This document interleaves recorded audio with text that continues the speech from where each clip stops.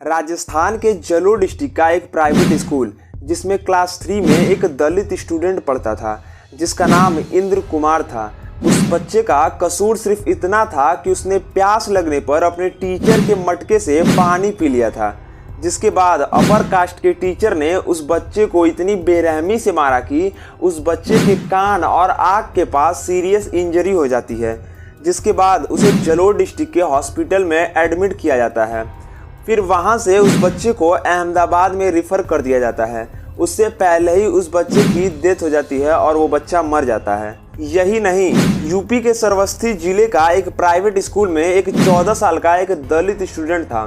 उसको उसके टीचर ने इतनी बेरहमी से मारा कि उस बच्चे की 10 दिन बाद मौत हो जाती है और उस बच्चे का कसूर सिर्फ इतना रहता है कि वो बच्चा 250 रुपये स्कूल फीस टाइम पर नहीं दे पाता है। यही नहीं, आपको ऐसे बहुत से केसेस मिल जाएंगे जो डेली दलित को प्रताड़ित किए जाते हैं। अब समझते हैं कि इंडिया के कास्ट सिस्टम के बारे में। इंडिया में मेनली कास्ट को 5 ग्रुप्स में डिवाइड किया गया है।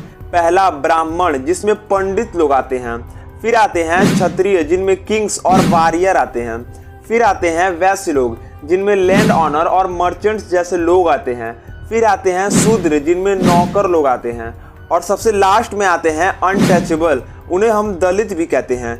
इसमें मेनली वो लोग आते हैं जो लोग लैट्रिन क्लीन करते हैं और वो लोग जो लोग कास्ट से निकाले जा चुके होते हैं। अब बात करें इन दो कास्ट के डिफरेंस के बारे में, तो ब्राह्मण लोग इनके हाथ का छुआ हुआ पानी तक नहीं पीते हैं। यही नहीं, इनके हाथों का छुआ हुआ खाना भी नहीं खाते हैं।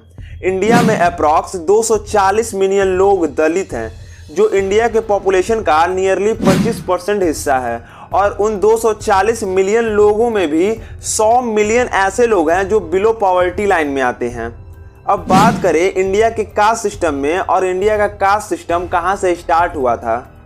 कुछ रिपोर्ट्स कहते हैं कि इंडिया में कास्ट सिस्टम 1575 साल पहले गुप्ता डायनेस्टी से स्टार्ट हुआ।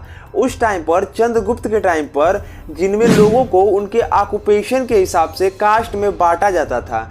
वैदिक सोर्स के हिसाब से इंडिया में 4 कास्टेज हैं।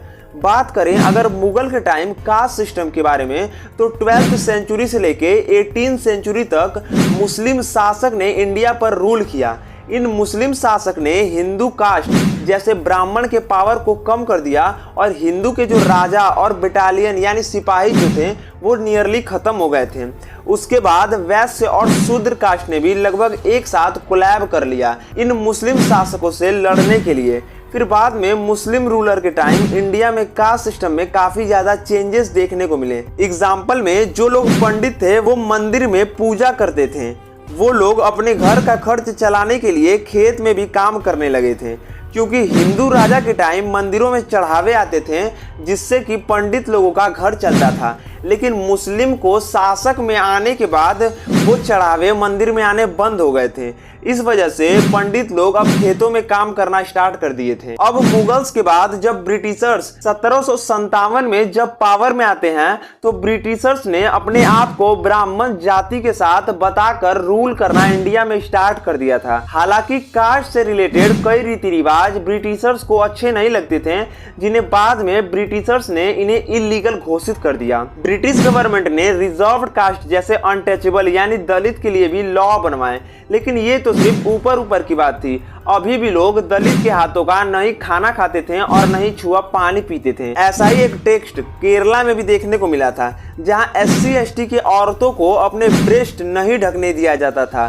जितना बड़ा उन औरतों का ब्रेस्ट रहता था उतना ज्यादा उन औरतों पर टैक्स लगता था। यही नहीं, उन टाइम पर भी मंदिरों में अपर कास्ट के साथ दलित पूजा नहीं कर सकते थे। भारत के आजाद होने के बाद इंडिया में दलित के लिए लॉ बनाए गए, जहां रिजर्व्ड जैसी सीटें हमें देखने को मिलती हैं। इसी कास्ट डिस्क्रिमिनेशन की वजह से डॉक्टर भीमराव अंबेडकर ने हिंदू धर्म से बौद्ध धर्म में कन्वर्ट होने का फैसला लिया, जिसके बाद लाखों हजारों दलितों ने भी हिंदू धर्म से बौद्ध धर्म में अपने आप को कन्वर्ट कर लिया। आजादी के इतने साल भी इस मॉडर्न एरा में जहां इंसान चांद पर जा रहे हैं, वहीं दूसरी तरफ एक इंसान को सिर्फ इसलिए मारा जाता है क्योंकि वो इंसान सिर्फ एक दलित है। उस इंसान के हाथों का छुआ हुआ नहीं खाया जाता है। जरा सोच के देखिए, अगर एक आदमी जो दलित के घर पर जन्म लेता है उसके तुरंत बाद उसे एक अपर कास्ट में पाला और पोसा जाता है, तो क्या वो फिर भी एक दलित रह जाएगा और क्या उसके हाथ का आप फिर भी नहीं खाए पिएंगे? ये सभी चीजें हमारे थिंकिंग पर डिपेंड करता है कि हम किसी चीज को कैसे देखते हैं। यहाँ तक कि भारत का संविधान भी यही कहता है कि हमें किसी को उसके कास्ट कलर से भेदभाव नहीं करना चाहिए। तो अगली बार आपको कोई पानी दे तो उसे उसका कास्ट और ना उसका कलर देखिएगा। तो मिलते हैं अगले वीडियो में।